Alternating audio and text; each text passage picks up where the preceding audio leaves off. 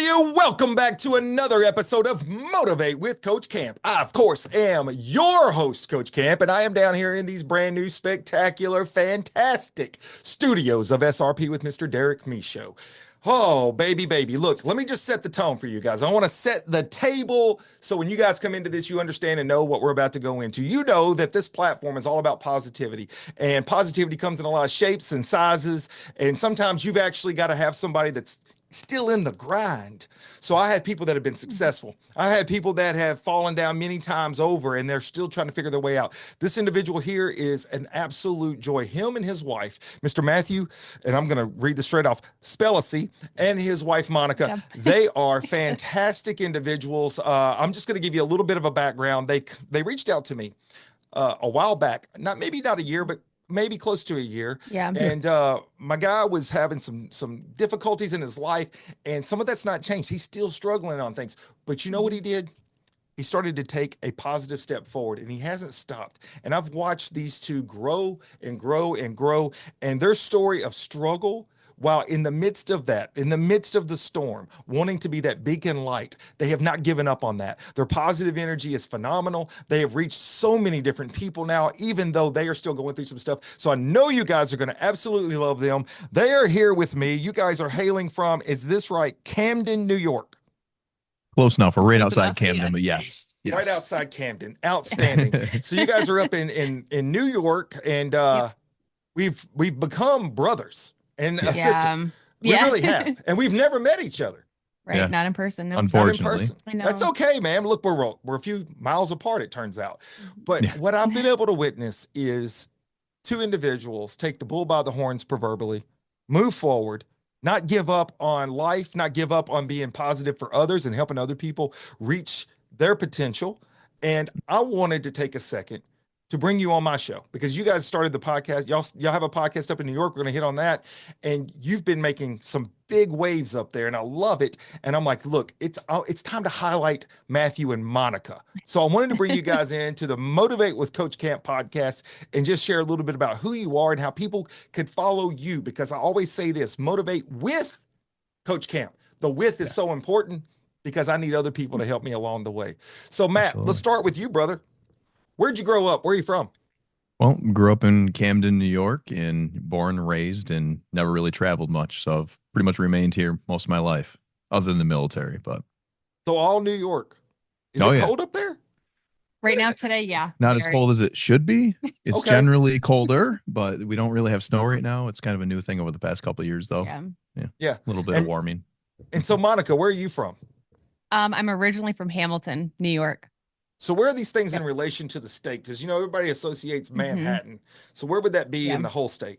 If you threw a dart at New York and the bullseye was in the center, pretty much right there. Right there in the center. Okay. Yeah. People don't associate like there's a whole massive state north of Manhattan. Right. Yeah. They hear New York. They hear New York, and it's automatically New York City. The city. Yeah. But there's fields and cows everywhere. It's it's very rural up that way. Absolutely. Yeah. So you guys growing up in New York, we'll start going back and forth because I like to build the story of both of you guys. So Matt, what was it like growing up there? I mean, did you have brothers, sisters? What was your day-to-day life like? Yeah, no, I had a pretty good upbringing, kind of average, parents that both worked, and they didn't struggle horribly. They're just making enough money to get by, and got a brother and sister. They're both older. My sister passed away actually in 2020 from a long battle with opioids. But I've been very fortunate, honestly.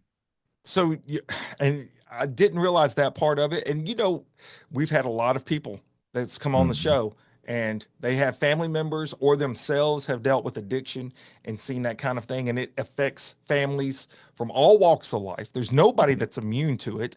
And it can hit suddenly, and you never realized it was taking place. So I'm sorry to hear that about your sister. Yeah. It was a learning experience, honestly. And I really believe that in this path that we were given, it was needed in a lot of ways, for our family. It honestly scared me. She's 6 years older than me. I blame a lot of the reasons me not going down that route was, just watching her try not to make the same mistake she did. That's a great point. So often people will see something in front of them and they don't pay attention and they miss that life lesson. And it sounds Yeah. like you were Yeah. paying attention and you were able to see that. So that's great, man. Mhm. Hmm. Clearly, too, obviously having older siblings, you being the youngest, Yep. um, if you are actually paying attention to your brother, your sister's trials and tribulations, you're going to learn a lot from that. And then there are those that Yeah. just Yeah. absolutely refuse to learn from the lessons Mhm. of others. So it's good to Hmm. hear, though, that a little bit of that sank in, even though it was a tragic moment. Yeah. I had a guest on one time that said they want to make their mess their message. And Mhm. I if love you it. embrace those kind of difficult moments, it can not just be life transforming for you, man, it can transform other people's lives. Yeah. Yes, Yeah. it People need can. that. Absolutely. So, Monica, what about you? Tell me a little bit about your growing up. So my parents divorced when I was like 3 or 4, I want to say. And between my dad and my mom, well, there was 5 of us kids. I had a half, well, have a half brother, and I had a stepsister at the time, and I have two older, or sorry, one older sister and one younger sister. I'm in the middle. So there's a lot of us kids. Kind of normal, back and forth from the houses. Grew up in little tiny Hamilton and was an average kid, I would say. Always played outside, happy. People used to call me Smiley all the time, and maybe still now, Still do. still like that. But yeah, I don't. I want to say my life was normal, whatever normal is. It wasn't horrible. It wasn't. It's just it was good. It was No good. drama, day-to-day Not life, really. pretty Yeah. simple. Yeah. Probably Right. normal life things. You got brothers and sisters. There's going to be some arguments, fights, things don't always Exactly. go your way. That's fine. Yep. Yep. But nothing tragic, right? So, growing Right. up, and I like to tell people's backstory because that's the foundation. That's where a person comes Yeah. from. That's what some of their Hmm. experiences are. So, clearly at this point, um, you, Matt, have had some different challenges. How old were you when your sister passed away? So it would have been 4 years ago. I was what, 33. 33. So Yeah. did you, and I'm going back to this because I want to Hmm. see a little bit about how much this has impacted you. So Oh, did yeah. you see changes in her? Did you know that that was going on? Oh yeah, yeah. No, it was a long battle. Okay. She honestly, she got into a bad scene when she was younger, like college years, and then she kind of it was initially, I believe, crack cocaine, but then she was able to turn her life around and be functional for many years, and then she kind of just veered back off into it. And then once it turned into, I believe, just heroin and meth, it things really changed quite quickly for the worse. But because I'm former law enforcement as well, so I knew that the road that she was going down, and I tried to help her for a long time, but as she's always said, you can't help anybody unless they're wanting to be helped or they're willing to be helped. But I, That's I believe absolutely you true. you can give them hope. I think you can help them have hope, but until they're ready, there's not Hmm. much you can really do. I agree with that Yeah. 100%, Matt. You're right. You can give influence, Hmm. you can give advice, and you can try to steer. But in Yeah, the Yep. end, they have to take the wheel. They have to take the wheel. Yeah. And exactly. that's what we have to come to terms with sometimes, especially when you're dealing with people that are close to you, that you see all of the train wreck happening and you want it to Hmm. Yeah. stop. You don't win when you're right. I tell my kids that all the time. I'm Hmm. telling you the things I'm telling you because I don't want to see you fail in life. I want to Yeah, see you be successful. And whenever you do fail, I still lose. I don't yeah. win. I don't win whenever that Right. happens that I don't want to see happen. So then when you were growing up, and this sounds like this was kind of a little bit of an influence when you were younger, Hmm. coming out of high school, what did you see yourself doing, Matt? What was like your major interest or your influence? Oh man, honestly, I was one of those people that I didn't really have a lot of aspirations or dreams. I just kind of like, hey, I had a job, I was able to make ends meet and get by, and I loved life, and I did, I had a decent life. Really always have. Honestly, until I've started this podcast, I've never really felt like I've had purpose, but adversity has changed that. But, when I was younger, I worked at a casino, and which I've recently returned to, and I spent a lot of years there. I initially worked in a bingo hall for about 9 years. Oh wow. What did you Yeah. do there? You just selling cards to customers, and it's Oh, weird because hindsight 2020 is one of the most valuable things I could have ever done because it really interesting. taught me how to interact with individuals and just we dealt with all different sorts of people, ethnic backgrounds, and people from all over the place, and it really showed me how to interact with people. And you made a lot of good relationships Oh yeah, with yeah, them. People Hmm. still will be like, "Oh, my boy," yeah, and it's been years since he worked in the bingo yeah. hall. That is such a great point. I think that, and I don't want to generalize too much, but I think there's some validity to this where a Hmm. lot of today's generation loses some of that interaction ability because of Yeah. Hmm. social media and all of the resources they have, whether they're Instagramming everything that they do or it's just a text message constantly. That person to person interaction. And I've seen that in the classroom. As you know, I'm a teacher.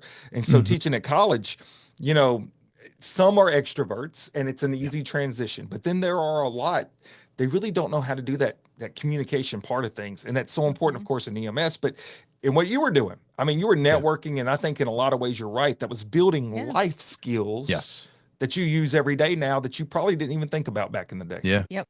Yeah, because I just to back up a little bit, I did drop out my senior year of high school. It was my biggest What? regret to this day. I dropped out of You high would know school. that. Yeah, and I got my GED, and I wish I knew what I knew now about life, because I really believe, you get exactly the amount of work you put into it. And Mm. people need to hear that too, I believe, because I do.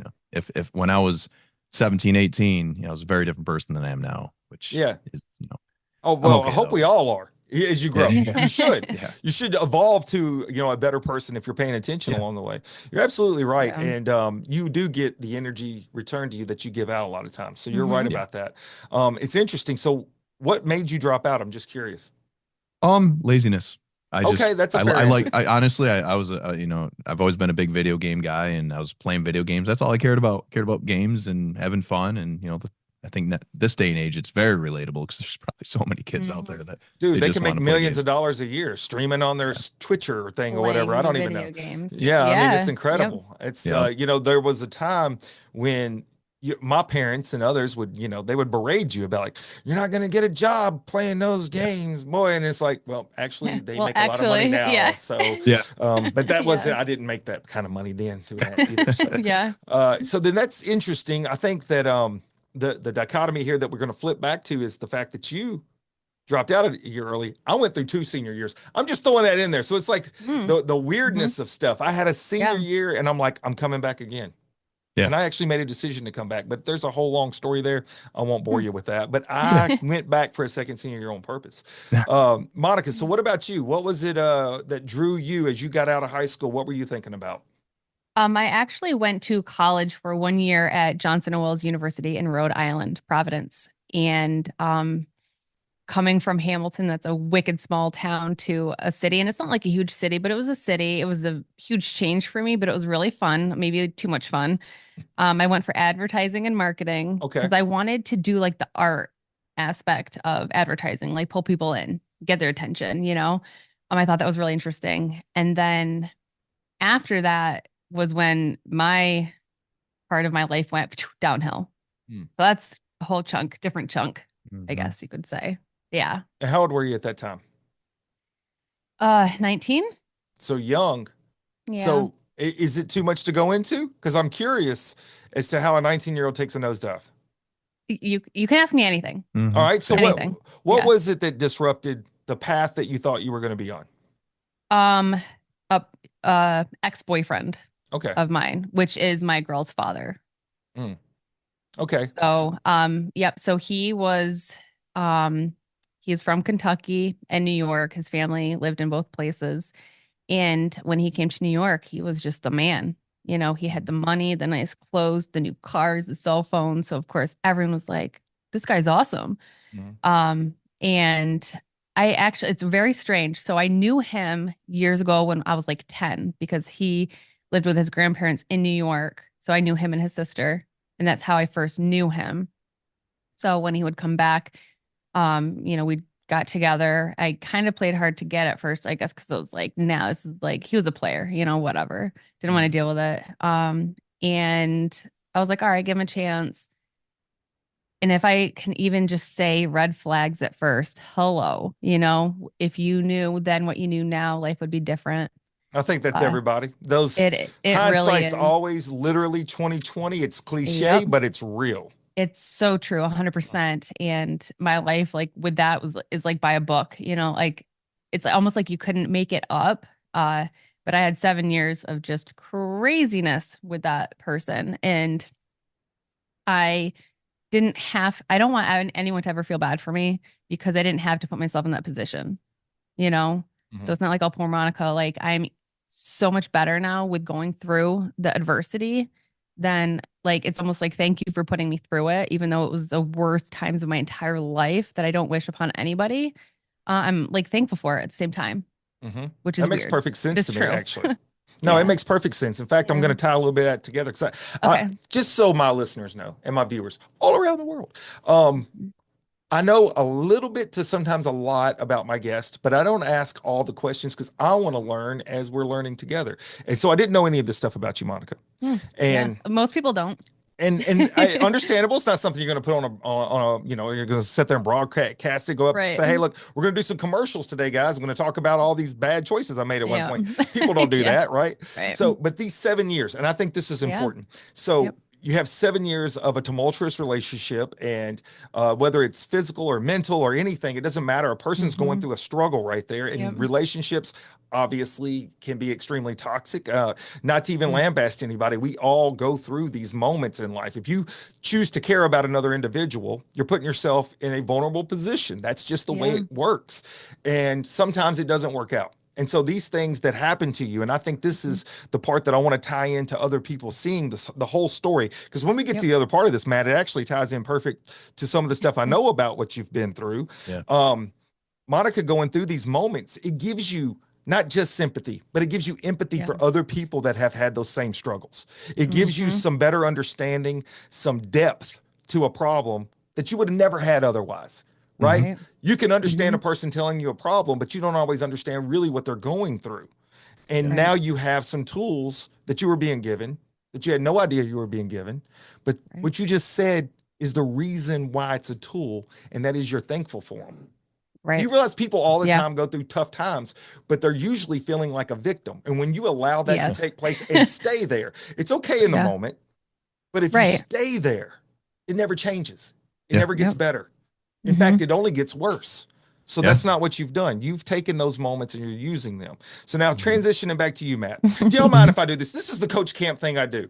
Whatever I you love want it, to man. do. I love it too. I love the way you do things. Yeah. So I had an entire pot of coffee throughout the day. So we're like, we're ready to rock, baby. Ooh. So Matt, here it is. Now you're going from high school, you drop out, you get your GED, Mhm. and you're doing some stuff down at the casinos, but at some point you go in the military. So tell us a Yeah. little bit about the moment you go in the military. So, the reason I even went in the military, actually gonna reverse before that moment. Sure. When I was 21, give or take. No, I would have been 20. I signed up, went active duty infantry with my best friend, and we were gonna go in together. In the night before MEPS, if people don't know, that's like the medical processing. I completely, I say, chickened out. Mm, I use other words, but I chickened out. And mhm. I just like, man, I don't know if I want to do this. And I didn't go to MEPS the next day with my buddy. I took my ASFAB, I did everything. And I to this day I feel horrible. And And you I said have you I were have some 19 at that time? I think I was 20. Okay. No, I would have been 19 because my daughter wasn't born yet. But Sorry. I I just ended up want to make finding sure. out that my daughter was bun in the oven about Mm, 2 weeks later. So it was, I think may have been a blessing in disguise.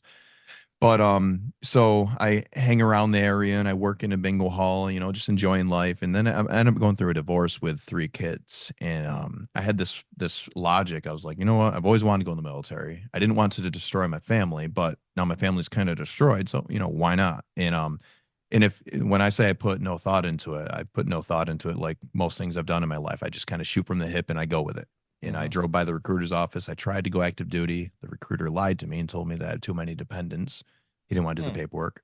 But so I went to an Army Reserve recruiter and he's like, well, we don't have infantry, but we do have combat engineers, which are like infantry with explosives, which is like the catchphrase.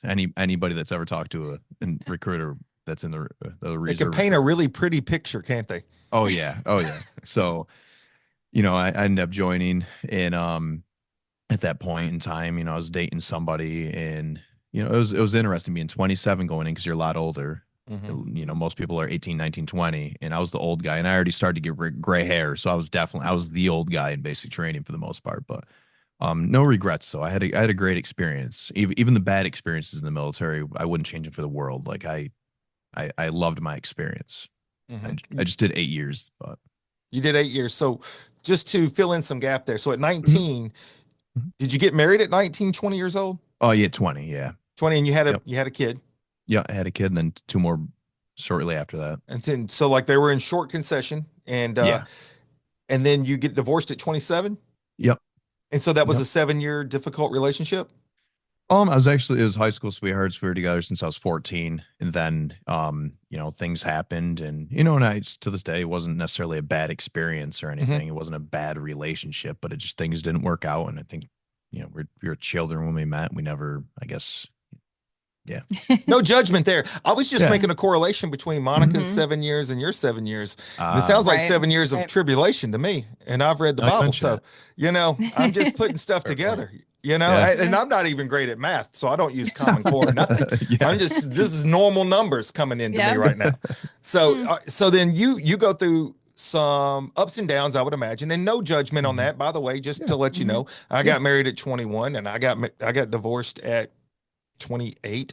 So a Okay. lot of similarities there. Yeah. Similarity Yeah. also to the military. I was literally driving home about to graduate with my associate's degree, and I'm like, I don't even know what I'm going to do now. So I guess I'll go in the Air Force. And I just kept Awesome. driving and went straight to the MEPS office, and I'm like, hey, what I got to do to sign up?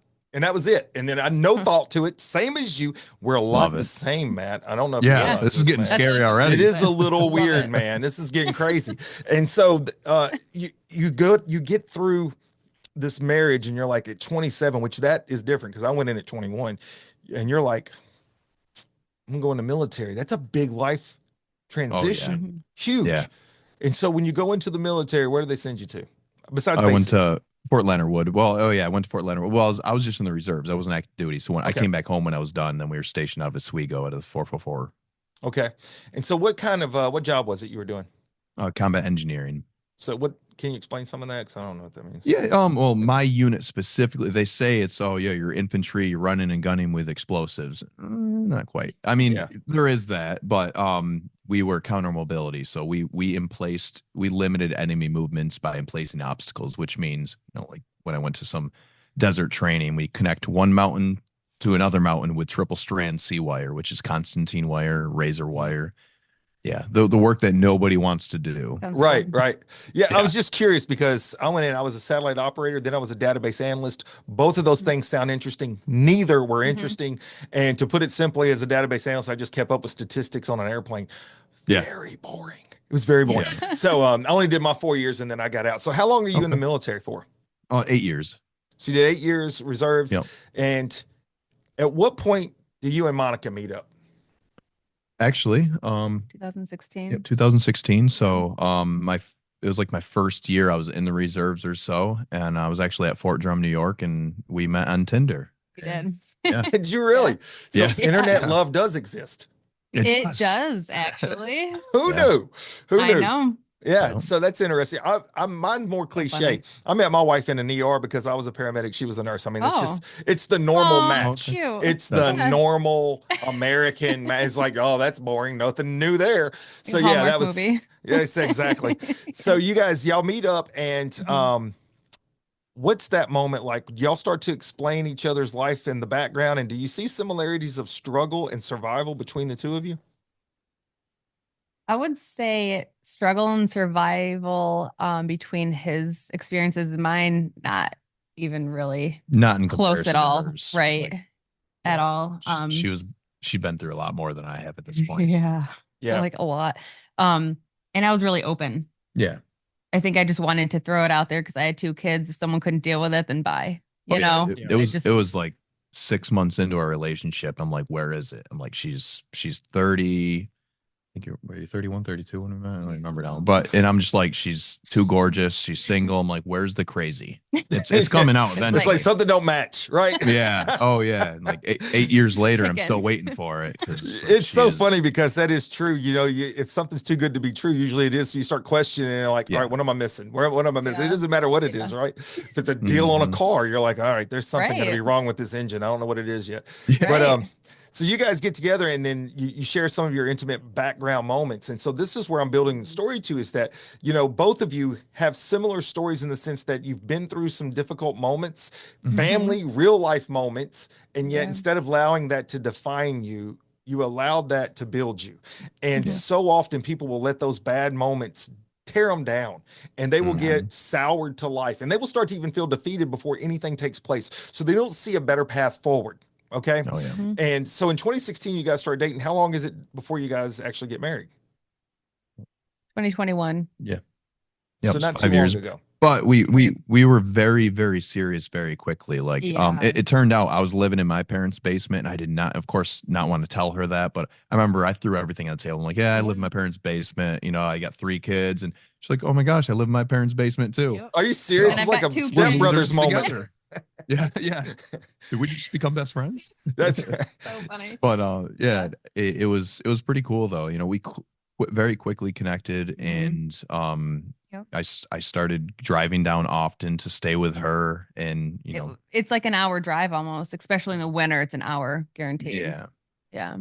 That's and, fine. and so with having a lot of similarities too, I think that builds trust.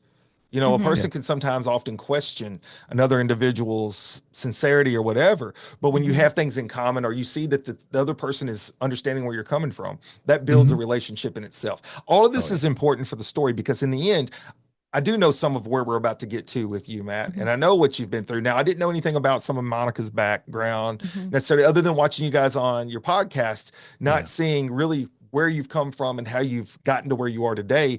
Sometimes Right. it's you just don't understand all the dots that need to be connected, and so that's what I was trying Yeah. to do here.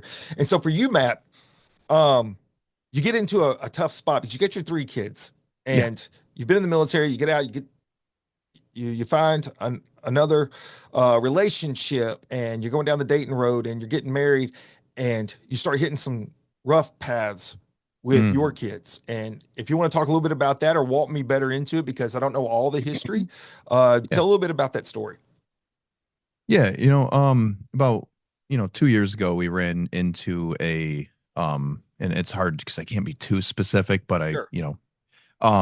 we just ran into a situation where things changed very quickly, for the worse. And my kids brought things to my attention, and it made me very worried, to say the least. And you can help me lead this in too. It's kind of difficult It because is. we can't say too much right now. But Right. we just hmm. Things transpired to the extent, I heard somebody else say it best. When you have a situation in life, and you're going through the motions, and you have people there, you think they're permanent, and that's not always the case, because Yep. life can pull the carpet out from underneath you at any moment. That's And right. I say life, and I also think, from a spiritual standpoint, I'm a Christian. I think it's God's plan, and Mhm. I think a lot of us are meant to be knocked down like this. But To only get brought back up stronger correct. and shed the Absolutely. light. That's like, Yeah. yeah. So I reached out after things were brought to my attention from my kids. I reached out to certain departments that are put in place to protect children, and I was anticipating at this point in time in my life, like, it's clear what's going on. Somebody needs to help me. Mhm. And I thought for sure me reaching out and asking for help from these departments and these groups, that I would get that help. And it's very surreal of how flawed and broken certain groups are that are in place to protect children. Yeah. And like, if people only knew, though, like, Mhm. I didn't know, and I didn't know after watching my sister, because my sister had 2 kids herself, that, and the system, it really let my parents down in so many ways. And I knew that going into this, but I had no idea till I experienced it firsthand. Because when you go Yeah. through something, watching somebody else, even though it's my sister and my nephew and my niece, It's different. when it's your own children, it's Mm. still different. And not, yeah. What do you think? But What do you think is the problem there? What do you think that comes from? Where they're less than helpful? um, it could go. Oh man, I I know I that's a deep think question.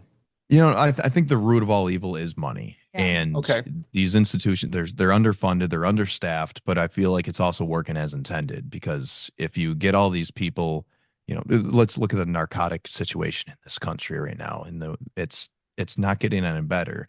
And I think there are solutions to, if law enforcement's hands weren't so tied. I'm getting way Mhm. off on a tangent here. I apologize, but I think law enforcement's hands being tied, that's a major problem, because I'm very pro law enforcement, and I think Mhm. that they're very limited. They're hardly able to do their jobs. Mhm. Um, Yeah. Sorry, I'm just I, getting It's I all him right. up. think it's So, I think it's the money, but I also think it's almost like the power, because like people are put in place to protect not just kids, just certain situations with, adults too. And it seems like no one's doing anything.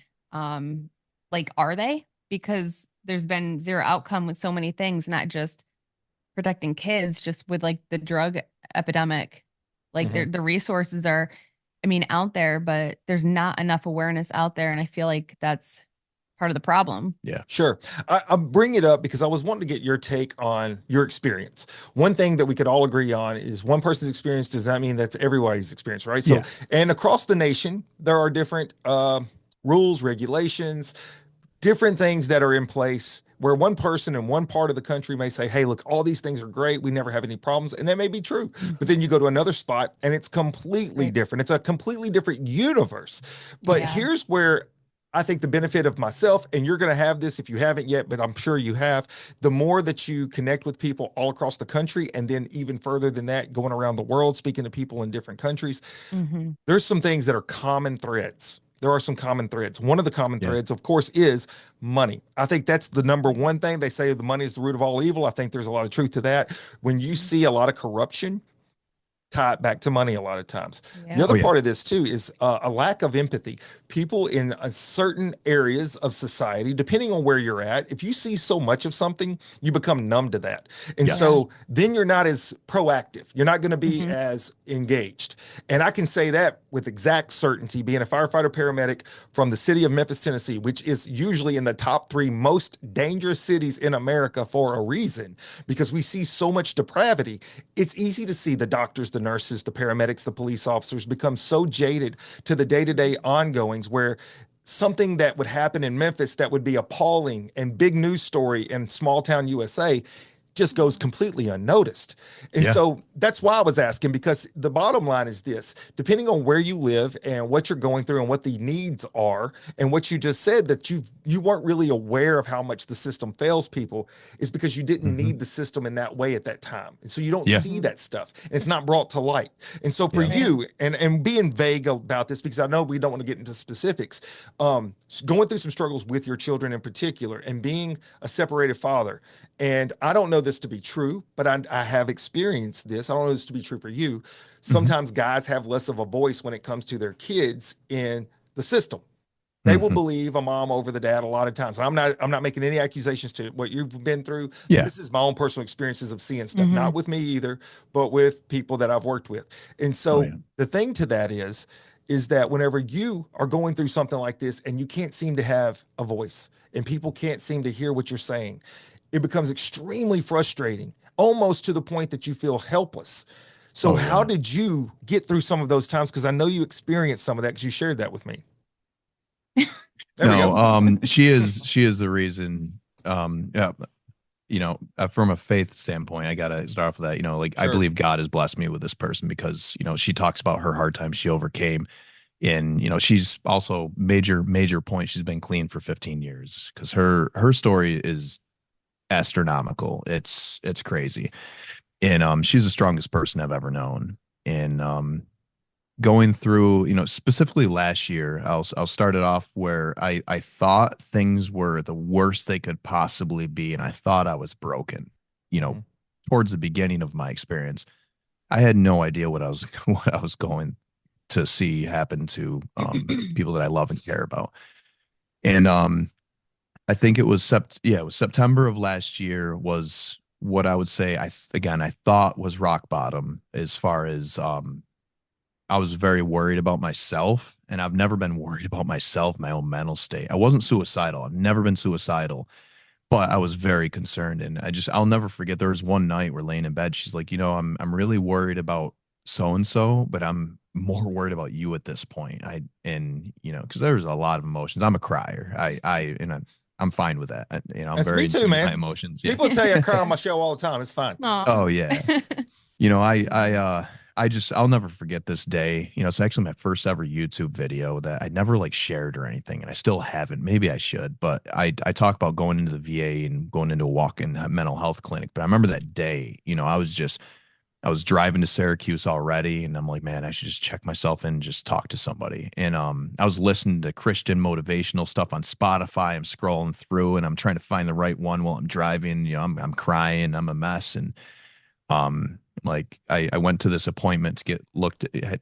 I hurt myself, so I went to hospital to get looked at. And then when I left, I'm like, I'm going to that mental health clinic, and I walk into this clinic, and I had an experience that was just it was life changing. And again, I talked about it already, but it was I had a VA cop that was in there that overheard me talking to a lady at the front counter, and little does that guy know, he comes around the corner just to like ask me if I'm all right, because I probably didn't look good, and you could tell I was quite emotional. And this guy sits next to me, and he's like, listen, don't feel obligated, but if you need somebody to talk to until somebody comes out, I'm all ears. And this guy just sat there and listened to me.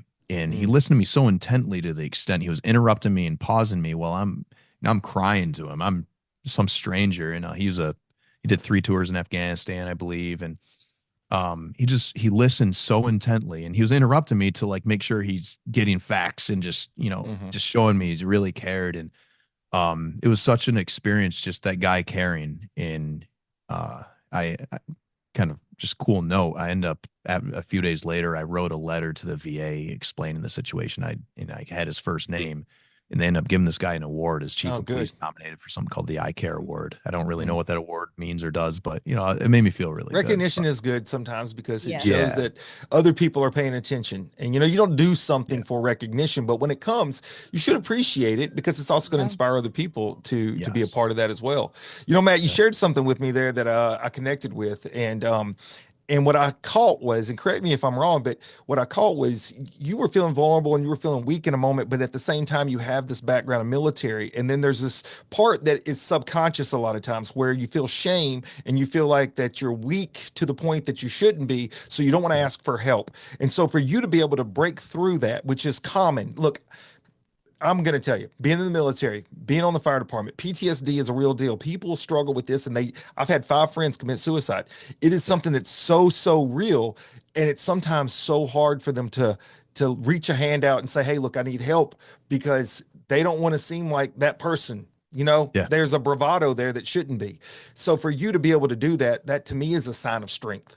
Where did that Yeah. come from in that Absolutely. moment? Um, uh, Not really sure. I've always been a pretty open book, and I've always had a pretty easy time talking about feelings. And I think I was just at a point where I'm like, I was willing to try anything. I've already, at this point, up until this point, I've already been in these different establishments that I mentioned, hinting at earlier, begging for somebody to help. And I'm like, literally crying, just like somebody has to help this situation make it better because it's not right. Anybody that listens and hears, or if anybody knew any of the details, they would agree, unanimously. But I think the most important thing about that day was I just learned something that I think 6 months prior I started going to get therapy, and I remember my therapist drawing a circle. She's like, okay, anything inside the circle is the stuff you can control, anything outside of the circle is things you can't control. And I didn't listen to her when she told me this, and I still have the same therapist. I remember I had this conversation with her. I just So it's not I a wish secret. that yeah, no, it's just pretty funny though. Yeah. That she was telling me this all along, and then all of a sudden that day it clicked. I'm like, I can't dwell on these things that are outside of my control because it's destroying my life, it's destroying me. So I just shifted everything into, I worked on my faith, I worked with my relationship, I started praying more. I've never prayed with anyone my entire life. Started praying with her, and at first it was kind of awkward, even, Yeah, I don't know definitely. why, I just never This done it was, before. But yeah. Sure. um and I realized like physical fitness and meditating, and I just started, eating better, and it was pretty incredible because within a couple of months, like, my life changed. Like, I was still going through very difficult things, but my life in every aspect still got better. Hmm. And at this point, didn't start the podcast yet, but I did. Yeah, I had this conversation with my two boys, and I remember saying to them, because they were both struggling because they had a hell of a year as well. And I remember saying like, hey, like, I'm trying, you should try, just try to do better. And Hmm. I had a great talk, not just that, but in both of them, they turned over a new leaf and they improved themselves. And it was a really healing experience. Yeah, Coaching. one of my mindset conversations I have, you guys follow me a little bit, so I do public speaking. I'll go to schools, I talk to, it doesn't matter what the conference is, whatever, I'll go and speak. One of the points that I like to drive home is you have to be complete by three levels. There are three things you have to focus on daily to improve and to be better fully, and that is mind, body, and soul. And if you're working on those three things on a regular basis, and it doesn't have to be giant leaps, but you have to work on, you have to focus on, it has to be intentional. You will see strides. And sometimes it's just like someone growing. You may not see the growth if you're in the same household with a kid, but so and so down the road that hasn't seen them for a year suddenly sees them like, oh my God, you've grown like a weed. That's Yeah. the point that I like to bring up, is the fact that we grow. Yeah. Anytime we're being intentional, we are growing. It's just not something we always see. So you have to have Mhm. that faith. And the faith is so important because that's what's going to drive you to continue to try to be Yeah. better, even when you feel like you're not making any ground on that. And that's Yeah. what it does sound like you were doing. And you had realized there was a part of you that needed some assistance. And there's Yes. nothing wrong with that. In fact, that's the point of this. I want people to hear. I want people to hear that whenever you feel like you're at a place you need some help, man, please turn around and ask. Have no shame in that. Have no shame in that. Go ahead. I never told this story on a podcast or anything yet, and I think it's really, really important, especially for this moment. It fits really well. So there was a moment. It was September of last year, about the same time frame I went to the VA. There was a moment where I was broken and I was so emotional and I was sick. I was sick of her worrying about me because I didn't want her to worry about me. I went outside and for the first time in my life, fell to my knees and I crying my eyes out and I'm like, God, because I went to church as a kid, but I haven't went to church in 20 years at this point.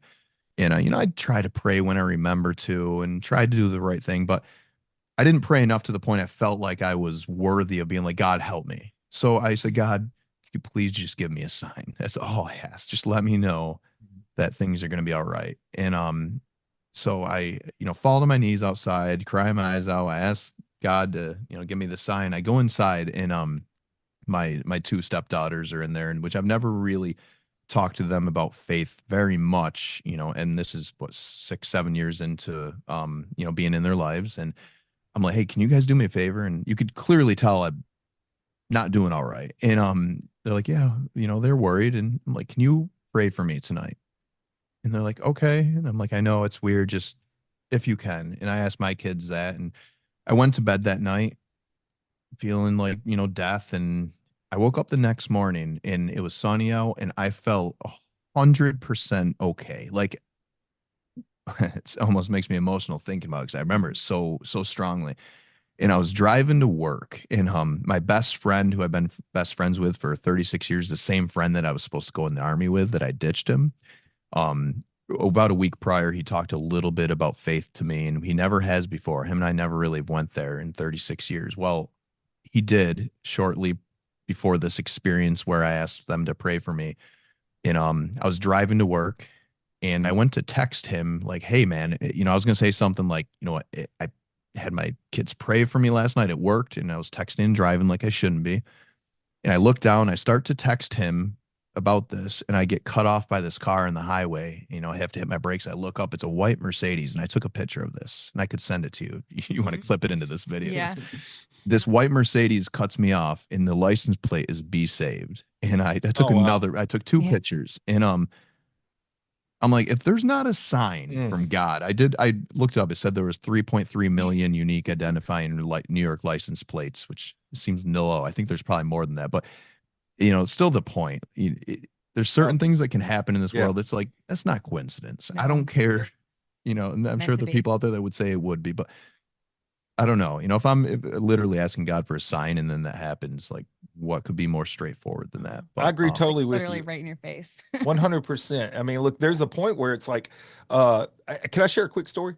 yeah, Absolutely. I mean, It's a fake story, but it goes hand in hand with this. It's a Yeah. fake Yeah. story, but it goes hand in hand. This is what I heard a preacher tell me once, but it goes exactly what you're saying. There was a guy that they're saying, hey, look, everybody leave the town. There's a flood coming. You got to get out of here. The water's going to be too high. And the guy says, well, I'm going to wait for a sign from God.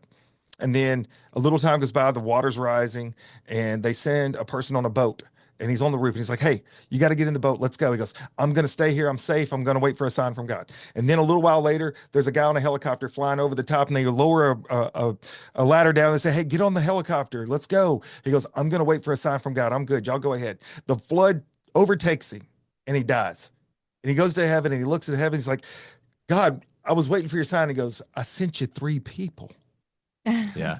There's a Yeah. point in time. And so that's relevant because there's a point in Mhm. time where we have to stop and say, how many signs is he going to Mhm. send me? And I'm going to ignore them. Yeah. And I think that's very real. So you paid attention and it Mhm. Yeah. hit and you understood what you were being shown. Sir, don't underestimate the value there. That's Yeah. so important. Yeah. And so when you are hitting some of these hard dips, and I do agree, I think that we are put in positions in life where, especially if we are starting to grow our faith, where we might be challenged more, which would be easier to give up. I think that's, man, that I can think back to so many moments in my life where it's been like, yeah, what have I done wrong? And maybe it's Oh, not what man. I've done wrong. Maybe it's what I've been Mhm. doing right. And it's the moment where it's the realization is, I need you to go through some more because I Mhm. know you're going to be okay. And you're Yeah. going to show these other folks what they can go through and they Yeah. can be okay. So I need you to be my warrior. And, you know, Yeah. Mother Teresa was once said, she was told, so these are resonating. I'm hitting home. See, all the way to New York. Yeah. Mother Teresa was once told the strongest swords are forged in the hottest fires. And she said, Mhm. God, please don't make me as Yeah. strong or something to that effect. You know, the point was she was being tested constantly, Yeah. and she just kept rising and she kept rising because he's like, you know what? You are the chosen. You are the one I'm going to Yes. have favor with, and you are going to have an impact. And you saw what Mother Teresa was able to do. So tell me a little bit, Monica, you've had some reactions there. Give me some of Yeah. those words that are in your head. Well, warrior. I tell him all the time, I'm like, you got to level up. And I feel like God makes, certain people go through so much because he needs those tough warriors. Yeah. And we are actually, I think, just talking about it like last night or the Yeah. night before. Yeah. And, I know God had me go through all the stuff that I went through to give me all this armor and to make me really, really strong for him. Yeah. Because he always says, where would he be right now or how would he get through all this stuff without me? Which I'm not going to be like, oh, I'm just like here and I'm like fixing everything for him because I'm not. I'm here to help support him. Yes. I so believe that. And just talking about almost like his moment of falling to the ground, praying to God. I've had many times like that. And the power of prayer, 100,000,000% is so real because that's for so long. That's what I've been doing. Yeah. And people will be like, well, how did you get out of your situation? And I wish I could give them more, but something literally just clicked in my brain. Something just went, and I'm like, what am I doing? I have these 2 beautiful girls where they definitely saved me because I was like, what am I doing? Like, they deserve so much more. And it took 2 days for my mom to drive down to Kentucky and brought me back to New York, and things just went up. Not saying I didn't struggle a little bit because I did. And it was a lot of work. I've had 15 years of working on myself, and every day still work on myself and still pray. And, I found God years ago. I used to go to church all the time, Wednesdays and Sundays and stuff. And, actually, how long ago we got we got baptized together. Sure. Like what, 6 months ago Yeah. Oh, or wow. so, which just doing that together was very powerful for me. And just Absolutely. connected us like that much more. I'm like, how much more connected can I get with this soul right here? That is just, it blows me away, really. And every day I think about that stuff. But I want to yeah. connect 2 things with that. That's beautiful, by the way. I actually did have a knot in my throat, so I just want you to know, Hmm. you almost got me there. Oh. 2025, Ooh. 2025 is stronger, but I'm gonna still cross Yeah. them. I'm still gonna cross them. So it's interesting because I had a unique moment that happened. Being a paramedic, I was able to deliver my daughter, and Ah. being able to deliver her, Oh, I thought was man. it was one of the most just cherished moments I had. But when I was able to actually be the one Mm-hmm. to baptize her, Mm-hmm. it's the greatest moment Uh-huh. in my life. So what I'm saying to you guys is, hearing your journey, sharing this with the world now. It's so important that people can see this and understand the connection of how not only is it important for you to go through your struggles, but it's also important to see another person's struggle and support them. And you guys have become strong pillars together. And one of the analogies I like to use is whenever you have two people that are broken vases, think about how beautiful that vase can be whenever you piece it back together. That literally gave me goosebumps because I'm sorry to cut you off. No, I want you to. I literally, like yesterday, I think was talking about broken vases, you know, like how's a light going to shine through a perfect vase that has no cracks or anything? It has to be broken. Yeah. Oh, that gives me goosebumps. Thank You you. know, I didn't know that conversation took place either. Yeah, that's like yesterday. Yeah. It's crazy. Wow. But it is such a true analogy and picture for people to understand and see how that works so well together. So you guys obviously have become a strong unit, and it's not something that you are sharing just with yourselves or your family, but you're out there sharing it with the world. So that's where I'm going to transition to, if I may. You reached out to me, and it's probably been about a year. And you know, back in the day when I was growing up, I'm probably a little bit older than you guys. We had pen 37. pals. She's 40. I'm 51, baby. I'm trying to hold it together. Really? Really? It's not easy. Guessed. This is not easy. Trust me. It's a lot of Advil. So, yeah. Wow. So I know, right? That's what the kids do at the school when I tell them, they're like, oh my God, Coach Camp. It's all right, kids. I'm not going to die yet. I don't think. So let's just keep moving. Let's keep moving. So yeah, you know, when I look back on my life and I think about some of the struggles I've been through, it would be such a waste if I just kept them to myself. And so realizing that gift was actually when I got into the classroom and I started teaching, not just the paramedic side of things and what you need to expect in the field, because I can teach you stuff in a school book all day long. It has nothing to do with the real world. Sometimes you got to understand what it's going to look like and feel like and smell like. And that's what I was able to start bringing to them. And then I realized there was a bigger gift. I could share my life experience with these kids, and that really connected on a different level. And that's what you guys are doing. And so, like, maybe about a year ago, and like I was saying, we had pen pals when I was growing up. Now we're like, I don't know, Instagram, text message, phone call, and now podcast pals. And one day we will all meet and we're gonna go to dinner together, and it's gonna be awesome. And so you're like my buddies, and I didn't know a lot about you, but you had a moment where I don't know how you came across my stuff. I mean, my podcast stuff just circulates out there, whatever, in the cyber world. I don't know how that stuff works. You're an IT guy. I'm not. Trust me, I got a guy for that. But you come across my stuff and you thought about calling me and you didn't. And so I want to ask you about that moment where you said your finger hovered over the button a few times. Yeah. And then you decided to give me a call. Yeah. Tell me about that moment, because I don't know that side of it. You know, I've always dealt with imposter syndrome, and I guess just worried about I guess, you know, I take this from the book The Four Agreements. You know, I make assumptions a lot, and I try not to anymore. I'm trying to get better about that, but I just don't want to bug people with my issues, you know. And I don't remember even what the exact thing was that I saw, or honestly I don't even remember how the hell I stumbled upon you. But I do remember, you know, because I've done that with a lot of people where I'm like wanting to call somebody, I'm like, maybe not. But I do remember that conversation, and we had a conversation. You told me about some of the things that you've been through with your family and whatnot. And I just remember it resonating with me. And man, the power in having somebody listen that cares, because you can tell you care. You genuinely care. And I'm not trying to make you feel good by telling you that. I'm just being honest. No, not at all. But it is true. I do genuinely care. I know you and do. When you called, I was just, you know, it was not a surprise, by the way, because people do that. I mean, that's a real thing, and that's what I want people to do. If a person's in a moment, I want them to know you honestly can reach out to me 100% all the time. Yeah. And when you did, I was touched by that, and I remember the call so well. I was just curious on your end of the call, because on my side, I was sitting in my truck. I was about in my truck on lunch too. Were you really? Yeah. I was about to get out and go inside the studio. This was at our other studio. I was about to go in and do a podcast at the time, and it was pouring down rain. And I was just about to turn things off, and I put my phone on silence when I go in.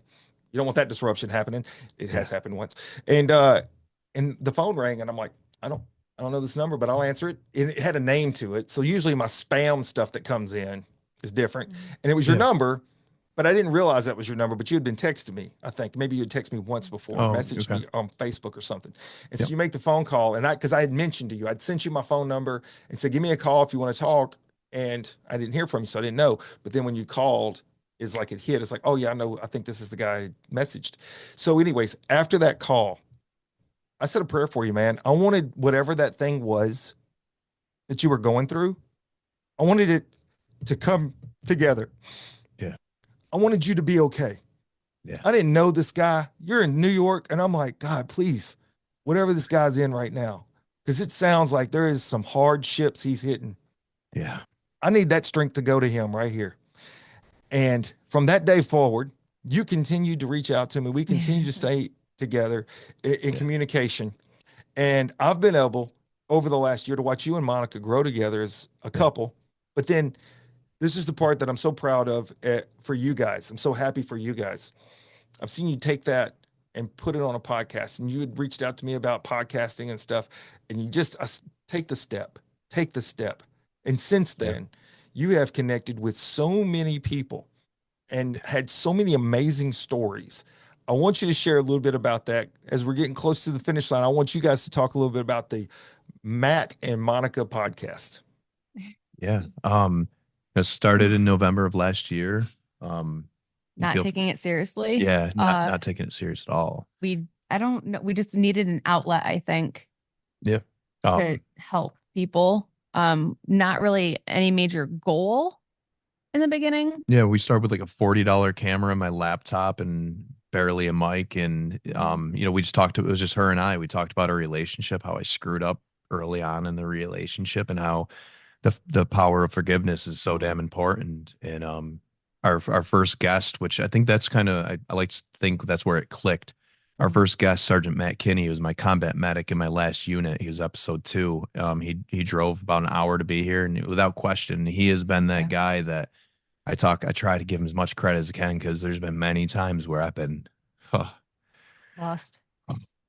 I've been scrolling through my phone, just looking for someone to talk to, and that guy, he talked about losing 3 soldiers in Afghanistan to an IED explosion. And I didn't know this till he's on my podcast, but he talked about how he went from losing those 3 guys, was the first on the scene, to coming home to his significant other moving across the country with his child and leaving him. And I'm like, man, if he can make it through this, I got no excuse. And his mentality is just keep going.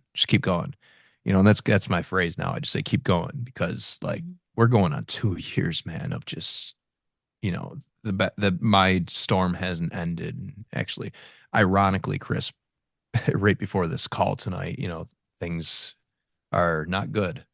But kind of going back to, let me shift back to the podcast real quick.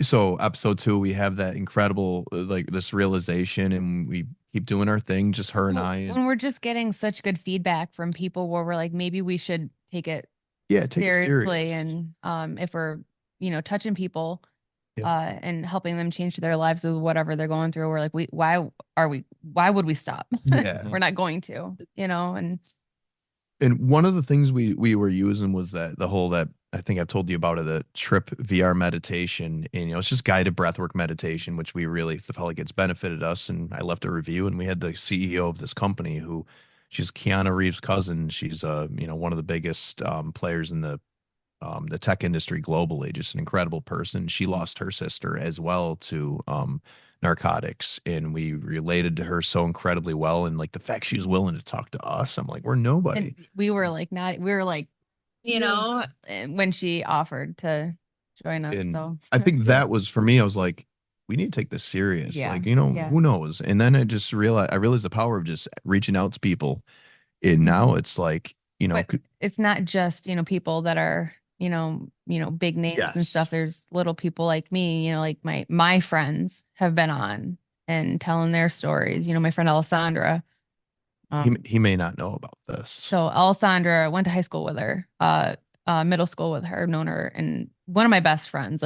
She was one of our biggest cheerleaders when she found out that we wanted to be doing this podcast stuff. Not a lot of people were like I think you and I have talked about, I expected my friends and family to be like, yeah, man, awesome. They're probably more like, you guys are crazy, but whatever. Yeah. Nobody talked negative, but we had very select few people that were the whole time they were sharing or liking our stuff and just really motivating us. But and she was So when I first came back, when my mom came to get me from Kentucky, like ran for my life, Alessandra was the one that was waiting for me when I got out of the car. I didn't even go in my mom's house. My Mm. mom took my kids and I went with Alessandra and her husband, Adam, and hung out with them like all night. Um, so in May, she actually was walking. You're missing an important detail. Oh, She was our okay. episode, I think, 13 or 12. I always mix this up. She has two though. Yeah, she has. So. She's been on our podcast twice to tell her life story, and then Which her life story's got mental health, her innocence taken away, Mm. just a whole bunch. But her and her husband were walking their two dogs, and she and one of her dogs got hit by a truck and died. this Mm. And Memorial Day weekend this year. You did share that with me. Oh, okay. Okay. You did. yeah, Mm-hmm. that was a huge ugh. Yeah. Yeah. Yeah. Y'all have been through some tough bites that a person could easily look at and say, well, this isn't fair. Yeah. And in the end, it's life isn't fair. And that's a true Yeah. statement. And that is the part where you have to keep picking up the pieces and keep moving forward. And Yeah. and you being able to share that story about her. In fact, you told me about that, Matt, that had happened right after Yeah. like an episode, and you were just so thankful that she had been able to come in and tell her story. Oh my God, it gives me Yeah. goosebumps. Like her Yeah. family was like, Yeah. thank you for doing this, because they Yeah. can go back and watch it Forever. Yeah. Forever. Absolutely. forever. She's still helping people even though she's gone. And it's put things, 'cause there's been nights that we've reached out to her husband, and freaking great guy. And like every time I listen to this guy talk, man, I'm just like, all right, it could be worse. Like I am so fortunate to have her. Sure. And it puts things into perspective very, very quickly for me. Yeah. Yeah. And just you talking about that reminded me that one of our connecting points too was Miss Betsy Bailey. Yes. Yes. A person that had recovered through years of addiction and now has a book out and stuff. And so you guys have come across her stuff and reached out to me about getting her on your show, and she was able to do that. So that too is how we just, as my producer likes to call it, cross-pollinate. He's like, it's always good to be able to share each other's stories and then be able to expand that mission, which is all of what we do together. Yeah. And so, we are getting at the end here, but I want to just point this out to you guys, and I could talk to y'all forever. I mean, this is like, this will be the last time we ever get to talk anyways. Right. I've already told you, if you're in the Memphis area, we're just going to do a live show too. We're just going to come in and do that one. Absolutely. Yes. But, the part about this that is so important for others to see is that you're not a couple on here talking about how your life is perfect now. You're on here talking about the struggles that brought you together, how you found strength through each other, and you're still in the storm. Yeah. Yeah. And that is why whenever we talked about it, look, I'd mentioned a couple times about being down here and then just coming in live, and then that wasn't working out. And I'm not even going to question it. There are no coincidences, as you said. I agree. The other day I was just like, I'm going to reach out to Matt and see if they're ready, because I think this is the right moment. I really felt that way. It was like the moment of calling. I'm like, this is something, just feels like I need to tell this story now. You don't know how much this has done for me, like tonight, right now, in this moment. Like, you have no idea. I don't question it. Like I said, I just knew this was the right moment. And so for you two to be able to come on and be vulnerable like this and share this story with other people, and to see, here's two folks that are still fighting. It's not like they're on the other side and it's all sunny skies now. You're still in it, and you still are positive, and you're still trying to be a message to others. And that's no different from so many people in this world. But sometimes we get what you said, imposter syndrome, and we don't feel like our message matters, or we're not in a position where we should help anybody. We can't help ourselves yet. Yeah. Wrong. Yeah. Share the moment. Share the moment, because that is really where people connect a lot of times, when they see that, oh, well, these folks don't have life all figured out. They're fighting, but they're still doing stuff to help others. I want to be on that team. That's the team I want to be on. The same thing that this message literally should apply to every single person out there is that every single person has the ability to make these light switch decisions, I call them. Like, everybody knows when you're going throughout your day, like, okay, I can do this or this, and you know what the right decision is. And if you start making at least a little bit, try to make better decisions every day, you're going to be amazed where your life's going to be in a very short period of time. And, and just because your life is falling, it may seem like it's falling apart. You may be at rock bottom. Like, doesn't mean your life can't be beautiful and you can't appreciate it. Cause I think the best way to combat, anxiety and worry, because I have very, very good reason to worry very often. And a lot of times I do, but if you're grateful and you can put effort into being grateful. Like I put so much effort, not that I need to put effort into being grateful, but like with her, I'm like, Just are more aware now. Yeah, Like, and I am so thankful for and if people knew exactly what we've been through, they'd be like, wow, I'm thankful for all the adversity we've been through, because I appreciate every day I hear things, I hear the birds, I see things that I never seen before. Like, it's like I'm living in every moment. I'm so much more present, and connecting more you deeper. you welcome the adversity. Just embrace it, because you're going to suffer. Right. Everyone's going to suffer. You're not going to avoid it. Yeah. Learn from it and grow from it. Absolutely. I have a whole speech I wrote once about, it's called When You Learn to Embrace Your Failures, That's When You Will See True Growth. And it is so true. You have to embrace them. It doesn't mean you look for them or want them. You're not going to go sign up for it. You're going to be like, hey, look, I would like to have some heartbreak and a little bit of destruction in my life. If we could have some of that, just I'm ordering that. If nobody asked for that, but it's always about how you respond next. Yeah, real quick. I just, I wanted to say this earlier and I forgot. You probably heard of Alex Hormozzi. He's a pretty big influencer and whatnot. And he said something that just really meant a lot to me. He's like, if you were God and you were going to make your video game character and you wanted him to be really strong, would you give that person a really easy life or a really, really hard life? And I think we all know what the answer to that is. Like, it's so common that these people that have had and went through incredibly difficult times or made horrible mistakes, like, you have the power, you have all the tools to improve your life. Just, it's a decision, and it may take discipline, but anybody can do it. Yep. Absolutely. Well, I can't thank you two enough. I'm excited to see what you do next. You guys are a constant growth, and you're connecting with so many folks out there that is having a huge impact. And I love watching that. And I'm just going to tell you guys, keep fighting, keep the mission going. Don't give up on that. I know you won't, but you have a brother in me. I'm here supporting you guys. And I know you're there supporting me. That's what community is all about. We are stronger when we are together. Is there any last thoughts either of you would like to share with my listeners? I guess as far as our podcast goes, we can don't lose faith. There's always hope, no matter what. Yeah. No matter what you're going through, there's always a light at the end of the tunnel. Yeah. I was just gonna say, you can find us on Apple, Spotify, and YouTube. But like she said, just keep going. Matt and Monica podcast. Yeah. If you Google us, type in Matt and Monica, and we come up on the search engine results finally. There you go. And you guys will be doing your first live speech coming up. Ooh, yeah, we have a keynote speech next month. I was thinking of live streaming it too. I'm like, if I'm going to go, I might as well go all in. But we do a whole thing called cannonballing, and it's a whole different series, and it's all about just tackling life. Just tackle it. Just go for it. Face your fears. That's it. Jump in. Take your legs, pull them up. Hey, you'll figure it out when you hit the water. Right? Absolutely. That's the way it works. Well, Matt, Monica, I'm so thankful you guys came on. I know my listeners and viewers are going to absolutely cherish your story, and we're going to continue to watch you guys, and I'm going to put all of your information how to follow y'all on this link, and you'll be able to go to my website and see that as well. So I want to say at this time to my listeners and viewers, thank you for tuning in. I'm going to ask you, please come back, go to my website, motivatewithcoachcamp.com, subscribe to my YouTube.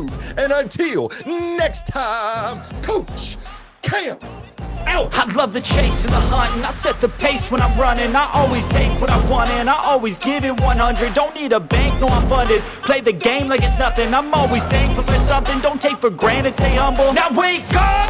It's time to look at the enemy. Look in the mirror.